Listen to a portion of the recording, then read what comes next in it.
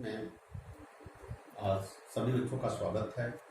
आज कक्षा 12 के लिए समाजशास्त्र में टॉपिक रहेगा सामाजिक परिवर्तन।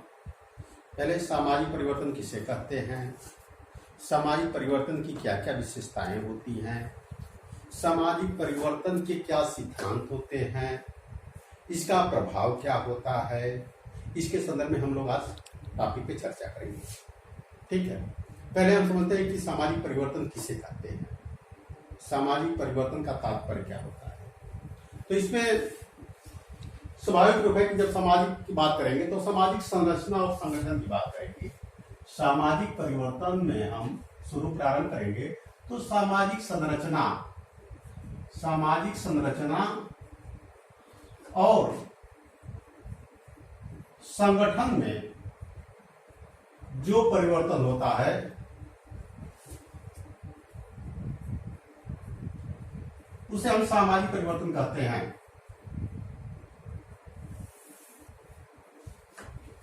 अब सामाजिक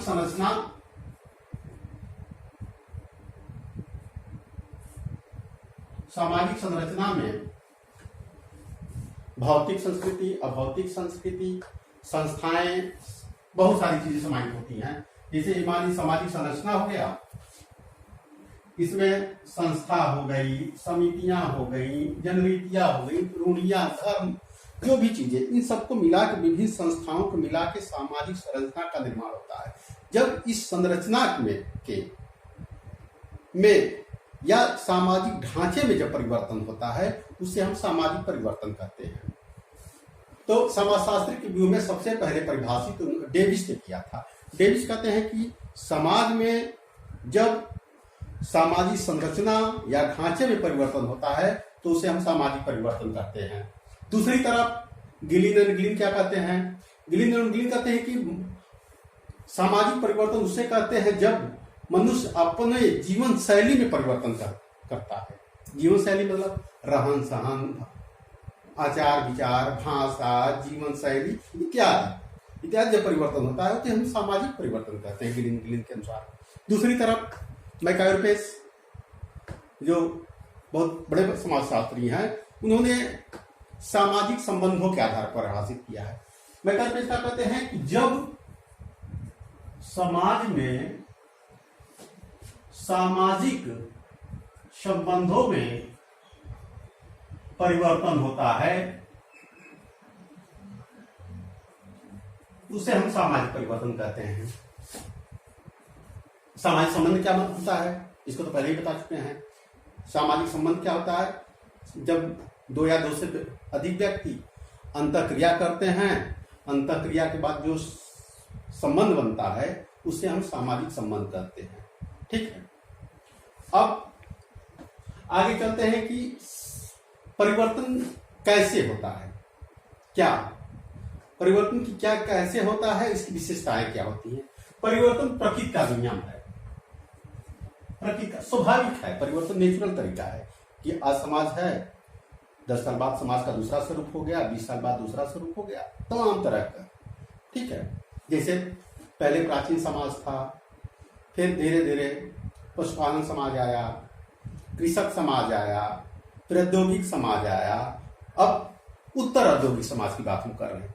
मतलब कंप्यूटर का क्षेत्र बढ़ जाएगा, इसमें सूचना क्रांति आ जाएगी, उपभोक्ता संस्कृत हो जाएगी, ऐसे को हम कहते हैं उत्तर आधुनिक समाज। अब सामाजिक परिवर्तन के सिद्धांत हैं। सामाजिक परिवर्तन के 2 सिद्धांत हैं मुख्यतः, एक रैखिक सिद्धांत, एक चक्रीय सिद्धांत। सामाजिक परिवर्तन के 2 सिद्धांत हैं, एक रेखीय सिद्धांत, दूसरा चक्रीय सिद्धांत।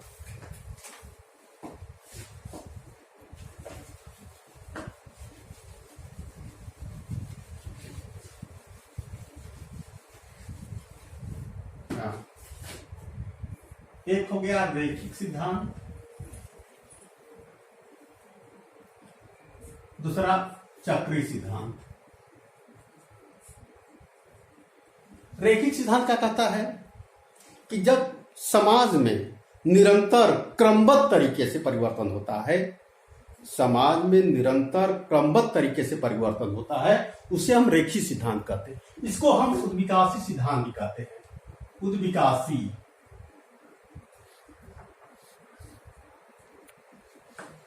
ठीक। दूसरी तरफ चक्रीय परिवर्तन क्या होता है? चक्रीय परिवर्तन होता है कि जब समाज में एक परिवर्तन के बाद फिर दूसरा परिवर्तन आ गया, फिर पहला वाला परिवर्तन रिपीट कर जाता है। जैसे आज का समाज है, आज फैशन है, 20 साल बाद वही फैशन रिपीट कर जाए। ऐसे परिवर्तन को हम क्या कहते हैं? चक्रीय परिवर्तन। मतलब एक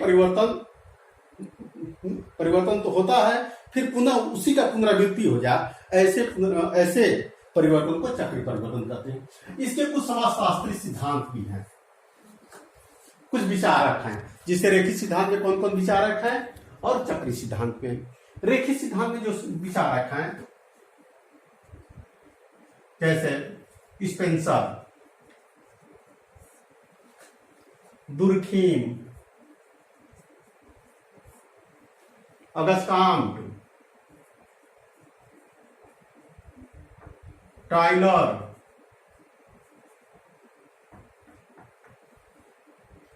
टॉनीज, ठीक है, इतने हैं। अब चक्रीय सिद्धांत में क्या है? इसमें सोरोकिन,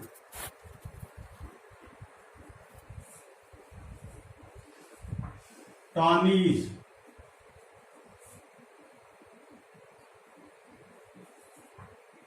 परेटो,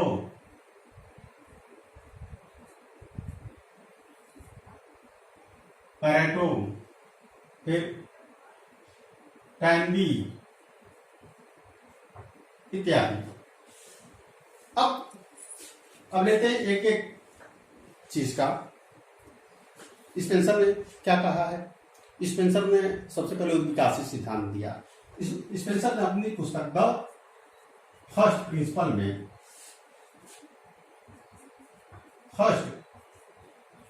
में उद्विकासी सिद्धांत बताया।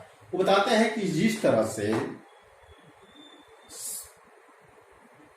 तरह से मानव का विकास होता है, मनुष्य का विकास होता है, जन्म के बाद युवावस्था, प्रौढ़ावस्था, वृद्धावस्था, उसी तरह समाज का भी विकास होता है। ठीक है, वही जिस तरह से एकदम सेम चीज है, शारीरिक विकास और हम सामाजिक विकास, दोनों को एक तुलनात्मक रूप में देखते हैं। उसी के आधार पर स्पेंसर ने व्याख्या किया है। ठीक है। दूसरी तरफ दुर्खीम ने भी समाज को विकास रूप में, जैसे धर्म के रूप में क्या होता है, एक जटिल समाज, द्वि जटिल समाज, तीन जटिल समाज की बात करते हैं। आगे इस तरह से टाइलर ने धर्म का विकास बताया है कि धर्म का कैसे विकास होता है, समाज में कैसे परिवर्तन होता है। तो एक जो हमारा कंसेप्ट है रेखी सिद्धांत का, वो समाज में निरंतर, समझ लीजिए आप इसको, निरंतर क्रमबद्ध जब समाज में परिवर्तन होता है उसे रेखी सिद्धांत कहते हैं। ठीक है, जिसे प्रौद्योगिकी परिवर्तन, टेक्नोलॉजी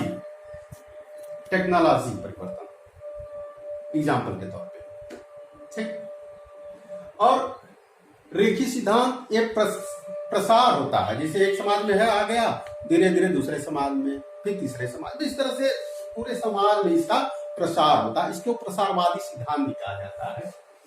अब आते हैं चक्रीय सिद्धांत। चक्रीय सिद्धांत में अभी बताए हैं कि इसके जो मुख्य समाजशास्त्री सोरोकिन है, टैंडी है, पेरेटो है, इनका हम कल व्याख्या करते हैं, इनके संदर्भ में हम बताएंगे। ठीक है।